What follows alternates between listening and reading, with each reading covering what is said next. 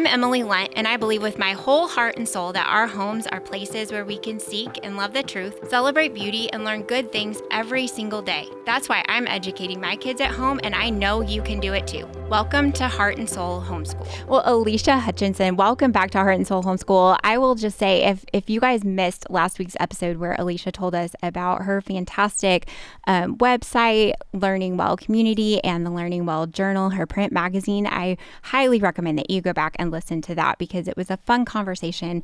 You're going to want to learn about those things. But today, Alicia, we're talking Christmas. Mm-hmm. Yes. So I wanted to talk to you because I feel like in the homeschool community, there's sort of this gap of resources. So there are women who have been through this and who have like really grown families. So they're kind of like moved on to the grandmothering stage. And then there are all these women who are new to the homeschool community who have younger kids and just starting out. And there's sort of this gap in the middle. Do you find that of women who have like the junior high, the high school, the college kids, speaking wisdom? And so I wanted to talk to you because that's the stage of life you're in, right? Yep. Yeah. So my oldest is 22. And then I have a 19-year-old, and they are both graduated from our homeschool. And so right now I am homeschooling just my two girls, and they are an 11th grader and a 6th grader. So I'm right there in the teen and middle years in our homeschool. And then of course the young adults too, but they don't need me on a daily basis as much. Right. So what I'm finding as a mom, mine are 8 and 5. And so what I'm finding is It's not that I have everything figured out. Believe me, I don't feel that way. But what I'm craving right now are those women who I can sort of look and see like they're a few steps ahead of me. What is this going to look like, not 20 years down the road, but what is this going to look like 3, 4, 5 years down the road? Not so I can wish the time away, but so I can catch some sort of vision that maybe will help me prepare well and lay those foundations well while I've got those precious little ones. So much of what we do down the road rests on the foundations that we're building when our kids are little, especially when it comes to those sweet family traditions and just sort of the things that bond your family together. I think so much of that groundwork is laid in those little years. Have you found that as your kids grow?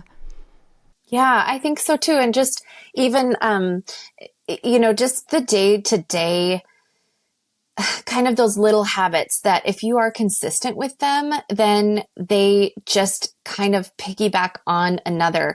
And then you'll realize that the littler kids are seeing things mimicked in the older kids that you're like, oh, great, this is great. So then you don't have to be as much of kind of a drill sergeant about some of those things, but things like reading aloud, choosing really good books, and then like the practical things, like what are your day-to-day chores and things like that. All of those kind of build on each other. And, if you hang on to them, sometimes it's hard when your kids are getting older and things are kind of feeling like they're becoming a little bit frayed because they're maybe getting a job or doing some of those other things. But I do think that it's really important as moms to keep a grip on some things. I mean, some things are okay to let go, but things for me, like starting our day together with like a morning meeting, reading Bible, reading a read aloud, talking about current events. We do that every day pretty much, or some type of a deep topic. Reading some kind of a worldview book together. Like those are things that I really did make my kids, and I say make, but I do think they enjoyed it.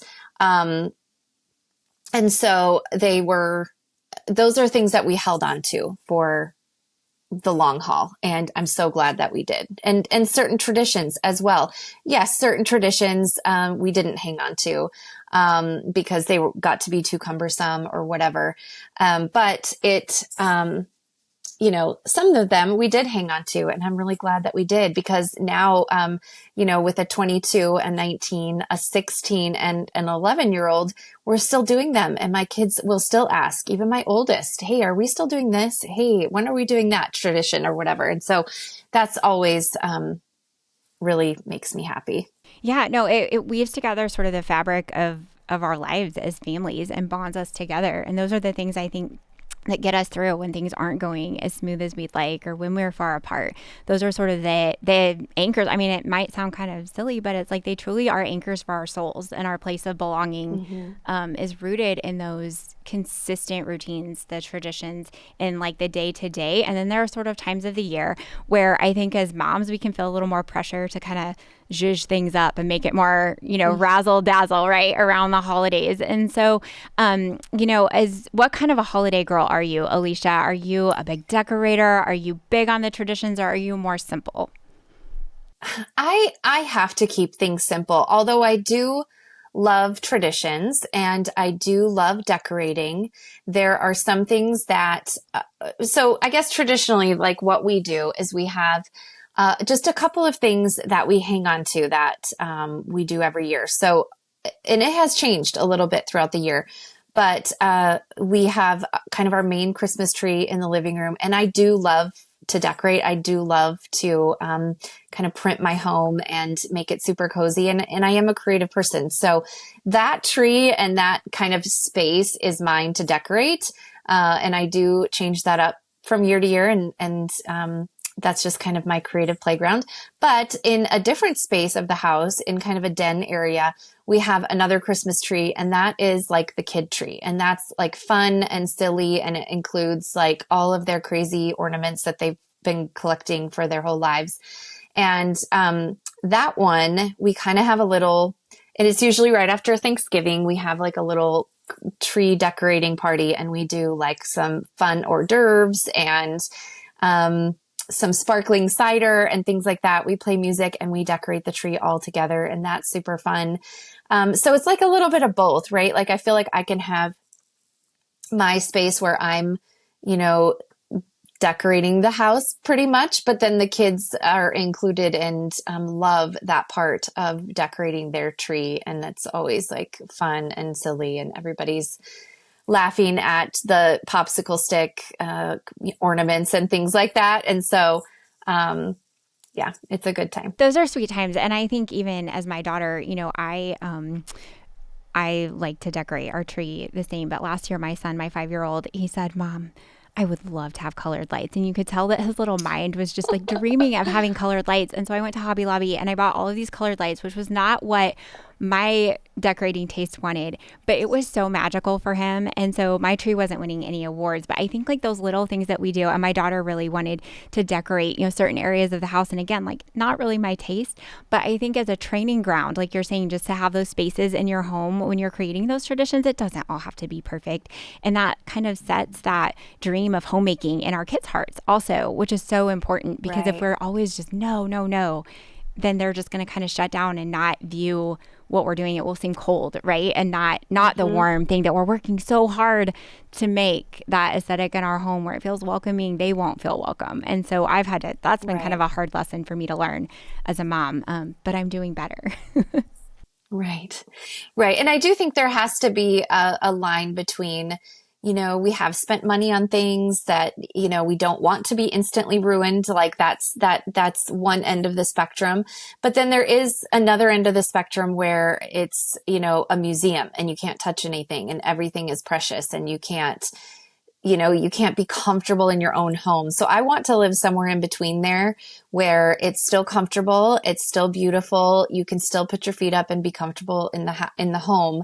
But, there's a respect there where you want it to look good and look nice. So when you're done with your movie night or whatever it is, let's pick up and make it look fresh again, things like that. So I think we have to live somewhere in the middle of, museum and just a pigsty. Yeah, no, I agree with you. And those are those things that I think are so important to teach our kids, because it's not happy to live, like you said, in a pigsty. It's just not a good life. But it also isn't a great life, like you said, for everything to be sterile. And so your example, I think, of setting the tone in your house is really encouraging to me as a mom who's kind of going through those stages where kids maybe have more toys, more mess, more more involvement in making the clutter, I guess you could say. Right. So Right. so when you think back, Alicia, over the years when you had really little kids, you said that you had some traditions that you kept and you still do, like your tree decorating, and some things that you've had to let go. And so I think that's always tough to kind of discern, like, like what are those things that I'm going to give up? And am I holding on to this for me as the mom? Does my family even like doing this? I've had a couple of those where I'm like, well, I really like doing that, but nobody else seemed to. How have you sort of weeded those out? Do you have any wisdom to share for younger mamas? Well, I think that, it's okay to just reassess every year. And and I think one thing is, to start early. I like to start looking at, kind of Christmas in general on like November 1st. So right after Halloween, kind of just to like sit down and kind of sketch out some things. I don't like to have a full schedule at all in December. So I don't plan any dentist appointment, doctor's appointment, all of that, unless it's an emergency, obviously. None of that is happening in December. So you are kind of starting with a blank slate. So that's one thing that I have done consistently since my kids were little, because I realized right away, there's so many fun things. I don't want to compete, with taking my kids to the Nutcracker and the dentist. Like that's an easy one. So, so that's one thing. But I think too, asking your kids every year, kind of in that beginning of November area or time frame, hey, what is your very favorite thing about Christmas? Like if there was one thing that makes you think about Christmas in our house, what would that be? And what would you be really sad if we didn't do? So that you can kind of get a gauge for what everybody's thinking. And to be honest, a lot of times they say kind of the same things. And so that's really nice, because then you can kind of assess like, hey, we're doing these. I used to do an Advent card calendar with them. So when they would come down in the morning, they would open a new card for every day, and it would have a different activity. And a lot of that was just already coinciding with what we already were planning on doing anyway. Maybe we did have Nutcracker tickets, so that would be what was on their card that day. But I realized after a while, as my kids were getting bigger, they weren't as excited about that. And so I thought, okay, well, that is one thing that, I can just still do some of those fun activities, but I don't have to organize this whole 25 days of Christmas fun. It doesn't have to be every single day that you're doing. Yes, it can be a little bit more fluid and a little bit more relaxed. So that was one thing. So I would just say to just keep reassessing and don't hang on to anything too tightly.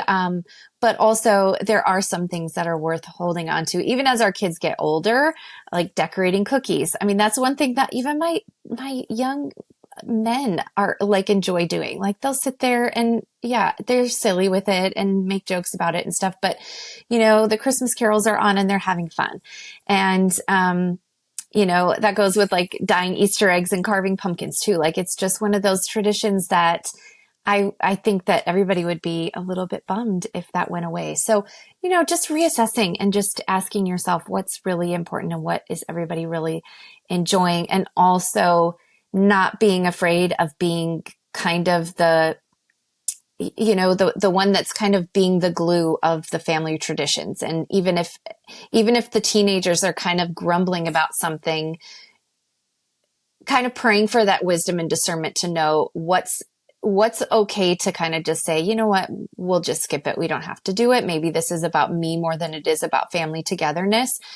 Or maybe that actually the activity is more important than the grumbling, and everybody will kind of get it together after you get started, if that makes sense. No, it does make a lot of sense. So a couple of things. I mean, I love that you're asking your kids for feedback, because I find that when I actually do that with my kids, even though they're little, sometimes they will choose, like, I might have a really involved fancy option and they will often just choose the simple one, and I'm like, whew, dodged a bullet, like take that off my list, because they really do, like, their little hearts do love kind of those simple things, and it's often just the repetition and the memories. And so I love that you're asking your kids for their feedback.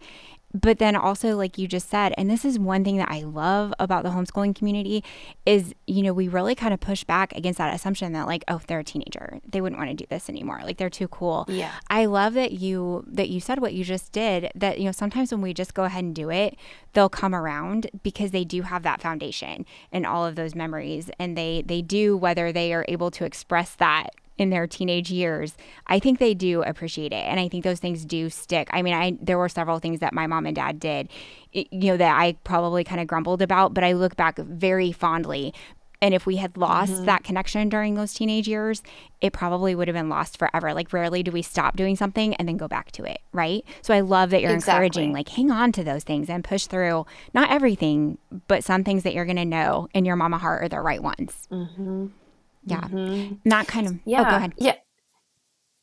Yes. Because I do think that exactly what you just said. If you do just say, okay, forget it. Nobody likes these traditions. They're teenagers. They just want to be on their phones. They just want to be with their friends.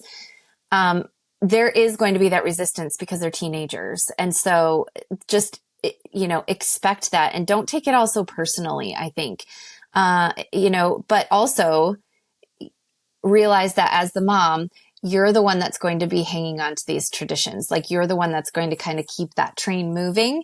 And also then they will look back on it as, young parents or whenever they get married too, then, and they're like, okay, mom, I'm so glad you made me do this because now I'm going to do it with my kids. And so I always think like, just think about your grandkids too, when you're doing, when you're making your children do some of these things that they are seemingly not into. Yeah. Is it Heidi St. John that always says like, remember that you're parenting your grandkids' parents. So like, I think there's so much wisdom in that because, Yes. I do want my kids to tell my grandkids, that in all the fun, in the midst of all the fun, like what Christmas is really about, just having those. And so those focuses in the right place. And as moms, like we really do have, I hate to use the word power, but like power in a really positive way, Alicia, like the influence that we have on the generations to come. And you were talking about the traditions that we hold on to through thick and thin. My grandma started a tradition in the 60s of making the little graham cracker gingerbread houses. And it is something that in some way, shape, or form, my family has done it. And we have a large family, but we have done it no matter where we're at in the world. Made hundreds of these. We've hosted parties. We've done them for school class parties. My grandma made enough for their whole church to make them one year. Like those things matter to people, just those little seemingly simple things, but it is a link and a bond across our family that I think she never would have known when she started that for my mom's brownie troop all those years ago, that it would have morphed into this thing that really across their community and their church and all across our nation has brought like sort of a bright spot to the holidays for so many people. So I think you're right. Like hang on to those things that in your heart, like this is it. This is the one. Right. Yeah. Right. I think ultimately what it is it's not about the, decorating the Christmas tree. It's not about the gingerbread house. It's not about the cookies. It's about being together. And we need to continue to come up with quote, excuses to be together and to do quality things together because life gets so busy. And if you don't put those kind of guideposts down, life just keeps going. And then you lose connection with people or it's just not quite as deep. So that's why I think traditions are so important. Yeah, it's so true. And I think even, like you were saying, like your boys are silly decorating Christmas cookies or whatever, but oftentimes like it's not that we have to be having these deep discussions all the time. Sometimes it's just laughing together and everybody putting down their phone and listening to the Christmas music while you're, making these silly memories. Like those are really the things that over the course of a year are going to bring you all back around and build those true relationships. So before I let you go, as we wrap up, so you've got kids coming home from college. And so what is that like, that transition? I think I hear people talking about it. I obviously haven't experienced, I've experienced it as the kid coming back. But as a mom, is there anything that you could encourage the other moms out here who might be facing that for the first time, that, you were together all the time, homeschooling for all those years, and then this child has gone out on their own and they're coming back for the holidays. Have you learned anything that could help moms kind of ease that transition? Well, I think that we do. The good thing about technology is that we can stay in close contact with our kids. And I think like I'm trying not to be too smothering, but at the same time, I will text my son that is away at college and just check in and just say, Mm-hmm. hey, how was your day? And so that has helped a lot. And also just that thought in the back of my mind that, this is why we do the hard work that we do. Mm-hmm. We're not doing these habits and training these kids so that they can always be in our house and then just continue to do the habits in our house. I mean, the Yeah. goal is so that they go out into the world and that they are lights in the world and that they are sharing who the person of God is out in the world. And Mm-hmm. so like that is the ultimate goal. And so, there is a lot of bitter sweetness to having a child leave home, but also it does make it that much sweeter than when you're all together. Mm-hmm. And so I'm already thinking of the holiday season coming up and just the things in my mind that I want to have ready um, to go and the house decorated the way I want it to feel like when Jack comes home for Christmas, like Mm-hmm. the food that I want to be making. It really is helping to kind of help me shape my plan for what I want the holidays to look like, because when he comes home, I want him to feel like, oh, like I'm home and it all Mm-hmm. feels like everything feels right in the world. If that, Yes. kind of resonates, I think that, we all have those feelings of like, I mean, even now as a 42-year-old, I go home and like the smells are the same, the feeling is the same Yes. to my childhood home, right? And so I Yeah. want, he's going to be starting to experience that as a young adult. And I want him to, I just want things to be just so. And it's never going to be perfect. Like that's not my goal, but I do have him in mind as I'm kind of planning, what I want to accomplish first in like decorating and what I want to cook and bake and things like that for when he comes home. So it's, I don't know. There's so much sweetness there. It's Yeah. like it's hard to be um, too sad because it is like such a sweet thing too. Yeah, it's an exciting time to come home. And I remember there just Yes. being sort of like kind of those funny adjustments, like my mom, I would leave and my mom would want to know like where I was going and when I would be back and those kind of things. And it's like, well, like I haven't been doing that for the last few months. And so there are sort of like, I don't want to say friction points, but things that can be friction points. But I think what you're Right. talking about, just kind of overwhelming them with that sweet sense of home. And we missed you, and we're so Mm-hmm. glad you're back. Like we're glad you're doing what you're doing, but Mm-hmm. we're so glad that you're with us for this time. Mm-hmm. Kind of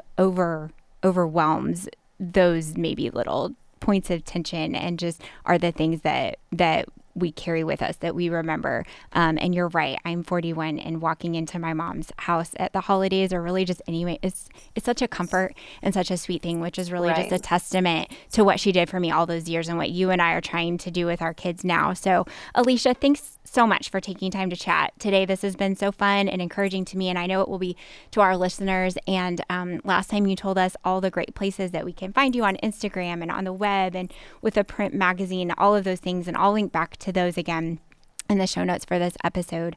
But we're looking forward to Christmas. I know you are too, and just can't wait for all the good things that will happen for all of our families during that time this year. For sure. Thank you so much for having me. Yep. And for everyone else, I hope you'll join me next week for the next episode of Heart and Soul Homeschool. Heart and Soul Homeschool is a podcast presentation of the Herzog Foundation. The views and opinions expressed on the show are those of the host and guests and not necessarily the views of the Herzog Foundation. Be sure to like and subscribe to the show so you never miss an episode of Heart and Soul Homeschool.